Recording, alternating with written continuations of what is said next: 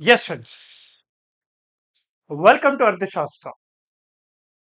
ఈరోజు ఈ సెషన్లో discretionary powers of the president, discretionary powers of the governor చూద్దాం.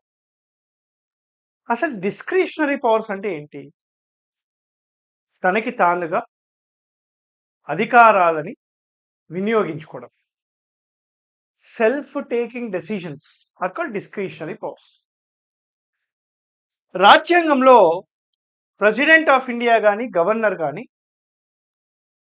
They should work under the aid and advise of the council of ministers అని ఉంటుంది.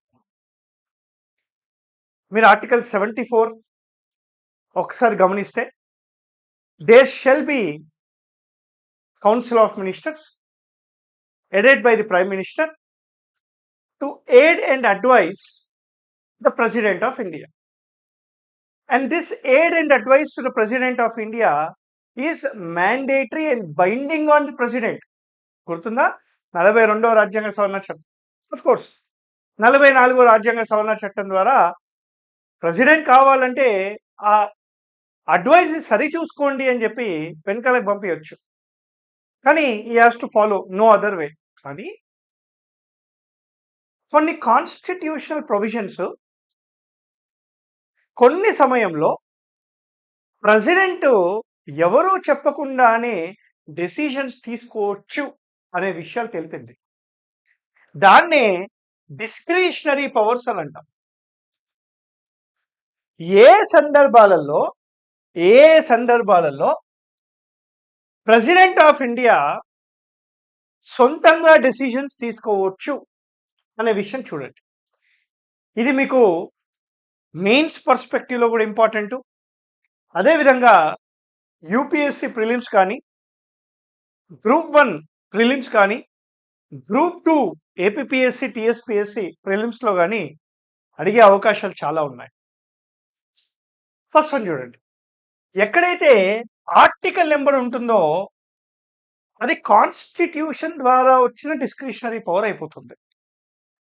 Articles రాసి లేకపోతే అది మనకి కన్వెన్షనల్ డిస్క్రిషన్ అవుతుంది. President seeking information from the prime minister. Prime minister మరియు మంత్రిమండలి they have to communicate their working to the president of India time to time. అందుకే బిజినెస్ ట్రాన్సాక్షన్ రూల్స్ 1961 కూడా ఉంది మనకి.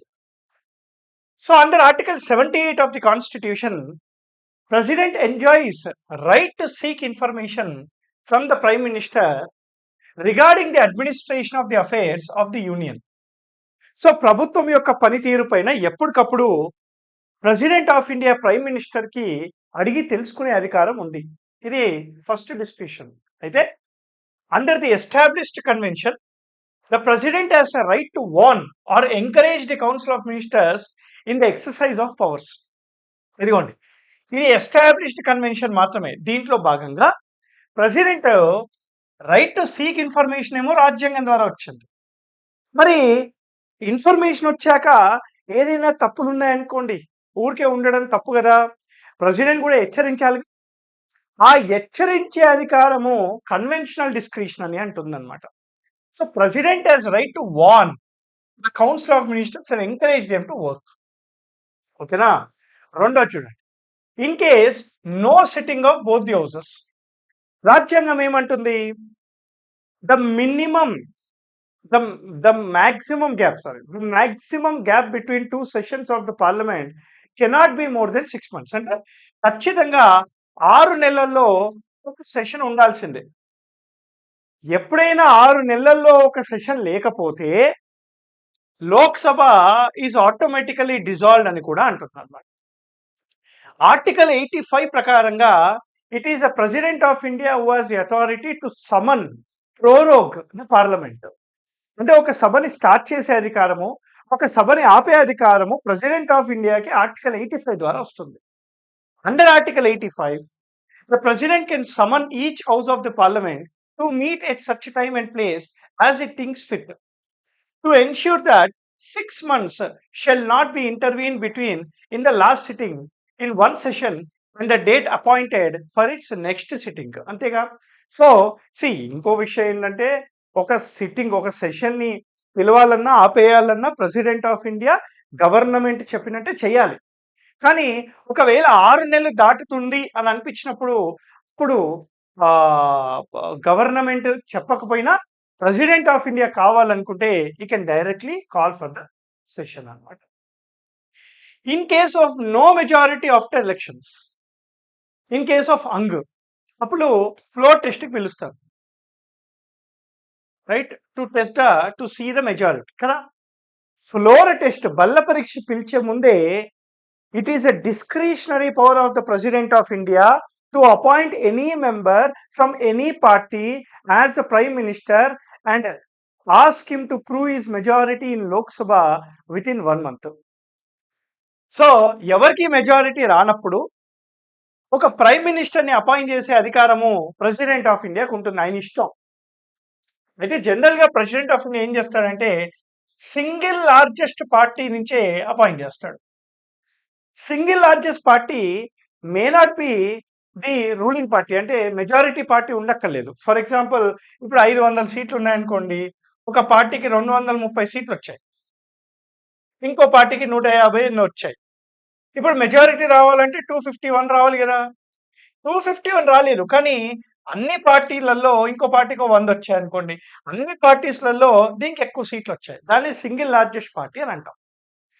సో ఈ సింగిల్ లార్జెస్ట్ పార్టీ నుంచి appoint చేస్తారు జనరల్గా because of some commissions recommendations. కానీ it is also discretionary power upon the president of India to appoint any member as the prime minister from any party. ఇది కూడా గుర్తుపెట్టుకోవాలి మీరు example, right.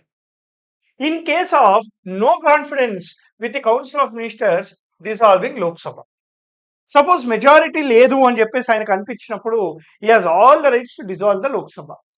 It is for the president to decide if he should dissolve the Lok Sabha or not when Council of Ministers loses the majority in the Lok Sabha. Suppose అవిశ్వాస తీర్మానం పెట్టినప్పుడు majority prove చేసుకోలేకపోతే, ప్రభుత్వం prove చేసుకోలేకపోతే అప్పుడు president of India కావాలనుకుంటే he can dissolve the house. That is also discretionary power. In case of appointing the care taker government, ప్రభుత్వం పడిపోయి next elections, next ఎన్నికలు రావాలి, నెక్స్ట్ ఎన్నికల వరకు ఏదో ఒక ప్రభుత్వం ఉండాలి కదా. కేర్ టేకర్ గవర్నమెంట్ని అపాయింట్ చేసే అధికారం కూడా డిస్క్రిషనరీ పవరే. A caretaker government does not enjoy the confidence of the Lok Sabha, and hence it is not accepted to take major decisions but only to make day-to-day administration decisions. It is for the president to decide the day-to-day decisions. So care taker government ని కూడా appoint చెయ్యాలా వద్దా అనే decision president తీసుకుంటాడు. In case of appointing the new prime minister, in case of death of the prime minister in office, in case of అన్పార్లమెంట్, withholding the promulgation of the ordinance if he is of the feeling that the ordinance is of bad faith and affecting the national interest. See, promulgating ordinance, Article 123 ప్రకారంగా it is the president of India who has to give. Government చెప్తే ఇవ్వాలి. అయితే కొన్ని supreme court cases ఏమన్నాయంటే, if president of India thinks that the ordinance may effect the nation at large, then the President of India has all rights to withhold the ordinance.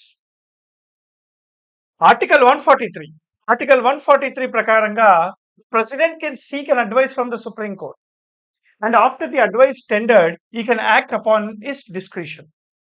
ఈ 8 కాకుండా 9వ ఏంటంటే in case of pocket veto. In case of exercising the pocket veto, the president of India has a discretionary powers. ఖచ్చితంగా ఎవరి మాట వినక్కర్లేదు. ఇప్పుడు governor discretionary powers చూద్దాం. Okay, governor discretionary powers almost similar ఉంటాయి. Okay, governor discretionary powers. When no party gets a clear majority, the governor has a discretionary power to choose a candidate for the chief minister who will put together a majority coalition as soon as possible. దీన్ని మనము floor test అని అంటాం. Same in case of hung assembly, it is a governor who has the authority to appoint the CM and ask him to prove his majority within 1 month in the assembly. This is called flow test. ఈ 1 month లో ఏమవుతుంది, coalition government వస్తున్నాను. Right, in case under article 356 ఆ state లో constitutional mechanism failure అయింది. In case of the constitutional mechanism failure in the state, the governor can send a receipt to the president of India to impose president rule. Governor పంపించాడు కదా అని చెప్పి president of India ఖచ్చితంగా president rule పెట్టాలని ఏం లేదు. It is the president discretion again to impose the president rule in the state. He will act under the directions of union council of ministers. కానీ governor state లో president rule పెట్టాలా లేదా అని చెప్పి governor CM మరియు మంత్రిమండలి సలహాలు ఏం తీసుకోడు. ఆయన డైరెక్ట్ గా అనిపిస్తే ప్రెసిడెంట్ ఆఫ్ ఇండియాకి లేఖ రాసేస్తాడు. రైట్, ఇది రెండోది. మూడోది చూడండి, ఈ submits report on its own to president of India or on the directions of the president regarding the affairs of the state. Regarding the affairs of the state తో పాటు ఇక్కడ షెడ్యూల్ 5 ఏరియాస్ యొక్క administration మీద, schedule 6 యొక్క areas యొక్క administration మీద కూడా annual report అనేది ప్రెసిడెంట్ ఆఫ్ ఇండియా పంపిస్తారు. రైట్, ఇది చూడండి. He can withhold his assent to a bill sent to his president for his approval. Reserving the bill to the president of India. Reserving the bill to the president of India is a discretionary power of the governor.